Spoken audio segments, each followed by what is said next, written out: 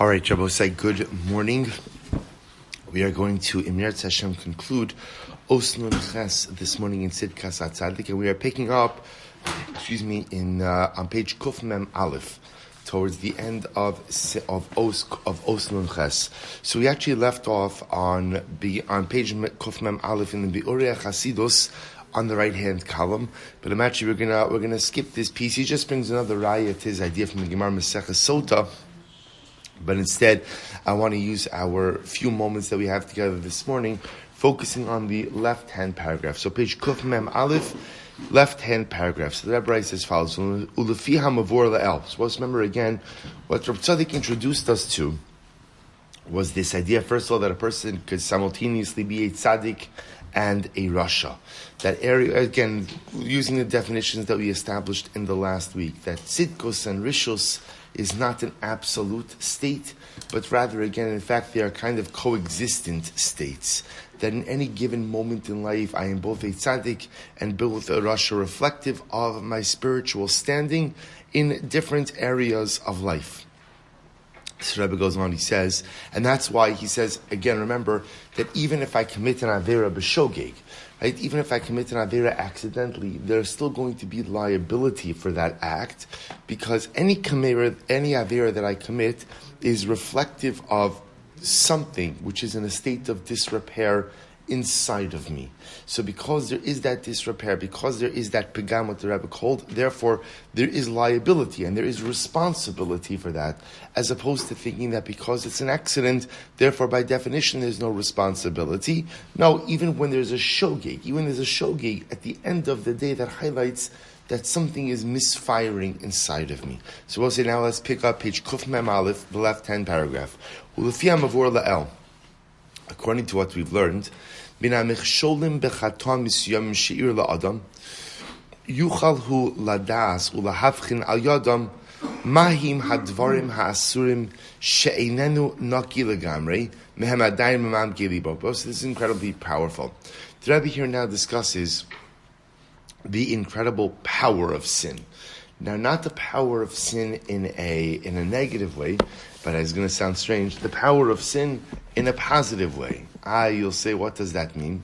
This Rebbe says something so simple yet profound, that when I make mistakes in life, when I commit averos, so I understand which things are still in a state of disrepair. In other words, we'll say it's kind of like the same way that when a person becomes physically ill, at times physical illness can be an incredible bracha. Why? Because if I would not exhibit the signs of illness, I would not know what was wrong internally. Right? Without becoming sick, I would never know what's going on. Meanwhile, something so compromising could be occurring internally, and had my body not presented with physical symptoms, I would have never known that. I would have never known to fix the problem. So Hatzaddik says it's the same thing in Ruchnius. When I commit an avera, what I am ultimately showing myself is that something is in a state of disrepair. Now I will say, in general, we all know that something inside of us, from a Ruchni perspective, is in a state of disrepair. I know, but sometimes I don't know what. It's interesting. We all know we're not perfect. Hopefully we all know we're not perfect. We all know that we need work, right? We all know that there's avot that has to be done. But sometimes the shaila is, in what area? What should I be focusing on? And then a person commits an avera, and this is going to sound like a strange statement, but the beauty of an avera is that, now I know my weakness. I know where the problem is. The Avera kind of highlights the chink in the armor, right? It goes ahead and it highlights what my weaknesses are. So now I know what it is that I have to work on. He goes on, he says, V'yuchal lahasik nichsholim bahem, sheyesh lo iza meshicha la'avonos halalu, gam im eno margish bekach. And I will say, it's not only that. Remember, often when I commit an Avera, this is an interesting exercise. The Avera is usually never just about the Avera, right? We're good people and we want to do the right thing. So when I commit an Avera, usually what that does is it highlights some other dynamic that's occurring as well, right? Maybe it's self-esteem, or maybe it's self-worth, or maybe it's addiction, or whatever it might be. An Avera opens my eyes to a lot of the internal processes which are occurring. He goes on, he says, therefore again, once I become a bit more self-aware as a result of the commission of the Avera, I could begin to address some of the things that are wrong. He goes on, alot shenichshal biznus in benosav mipnei shekom ishalohut achar bulmus taiva shal arayos sof shama achilim osam b'sar. So he gives an interesting example of this. Lot, right? So Lot committed 2 repeated acts of incest. Now, how does that happen? How does that happen? You want to say he got drunk? You know, a lot people get drunk all the time, and they do stupid things. That's a far cry from incest. It's a far cry from. In fact, again, you know what's interesting to note is Chazal, when they speak about drunkenness, there's shichrus and there's shichruso shalot.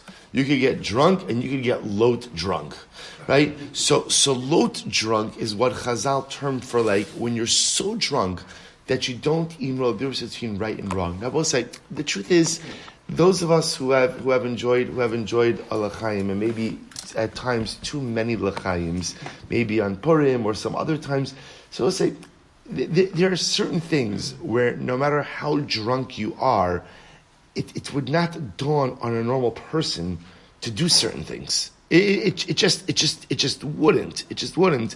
So Hatzaddik says, how does it happen that a person becomes drunk, true, but then comes to engage in an act that is so off the charts in its wrongness, right? In its wrongness, in its offensiveness, to the point I will say to be clear that this is not like a Jewish thing, right? That the concept of incest is just a basic part of a basic Noahide code of morality. How does that happen? So Hatzaddik says that's what happens because inside Lot had issues with morality in general, right? In fact, again, the Mefarshim bring down that one of the reasons he wanted to move to Sdom was because of their lax moral code. So Hatzaddik says, when you are struggling with internal issues, those internal issues manifest themselves in all different kinds of unhealthy ways. So when Lot commits this sin, the world now knows what Lot's inner weakness truly is. And his inner weakness ultimately was this pursuit of arayos, this pursuit of immorality.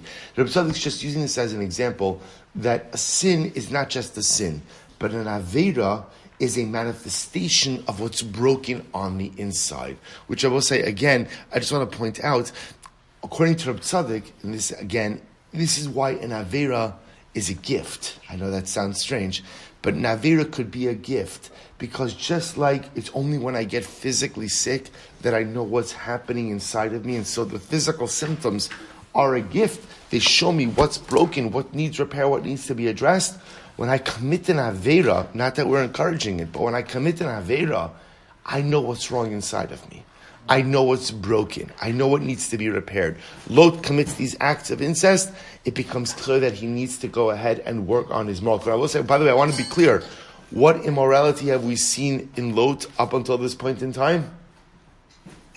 Nothing, right? I just want to be clear. Like Lot hasn't done anything that would have indicated to us that he could have been nichshel, that he could have unfortunately committed these heinous acts. Nothing. But Reb Tzaddik understands that l'maisa it bespeaks an internal state of disrepair. And he ends, "V'lo rak shim eino tzaddik l'gabei davar zeh, lo yinishma min ha'michshol bo, ela gam yesh l'pamim sha'michsholim mizdamnin la'adam min ha'shamayim b'mechuvan, v'tachlisan shal ha'kishlonos halalu hu l'tovas nafsho, kedei la'ororo al yidei kach sheyoshev b'tshuva shlima v'yischaret al osadavar."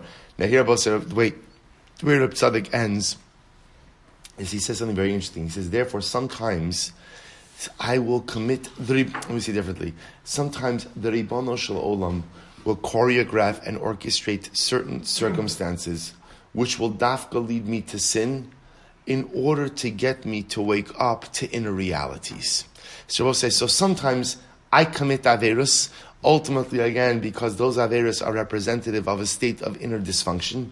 And sometimes the Ribono Shel Olam causes me to sin, now puts me in difficult circumstances, or creates impossible situations, because HaKadosh Baruch Hu, and this is going to sound a little bit strange, HaKadosh Baruch Hu wants me to make this mistake.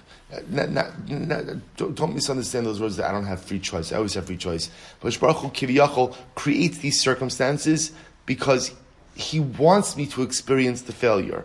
Why does He want me to experience the failure? Because through the failure, I will discover what my true inner weakness is. Without the failure, I would never know. Without the misstep, I would never become aware. Without the hate, I would never truly look inside and try to figure out what is it that's misfiring. So we'll say that's the end of the os. And again, in this one os, like I told you, I think it's incredibly transformative. So in one os, Reb Tzaddik teaches us that in any given moment in life, I'm both a tzaddik and a rasha, which is such a life-affirming, such a life-affirming precept.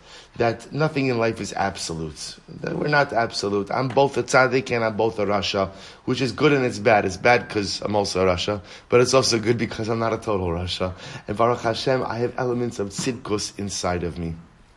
Ultimately, says Reb Tzaddik, a person only commits an aveira in an area for which he has a predisposition. There's something under the aveira is the manifestation of something which is in a state of disrepair, which is the gift of the Avera. The Avera tells me exactly what I have to work on, to the point that sometimes the Ribono Shel Olam himself will choreograph circumstances which will enable me to sin in order that I am able to see what is in a state of dysfunction, and so I know what it is that I need to repair. All right, we'll stop over here.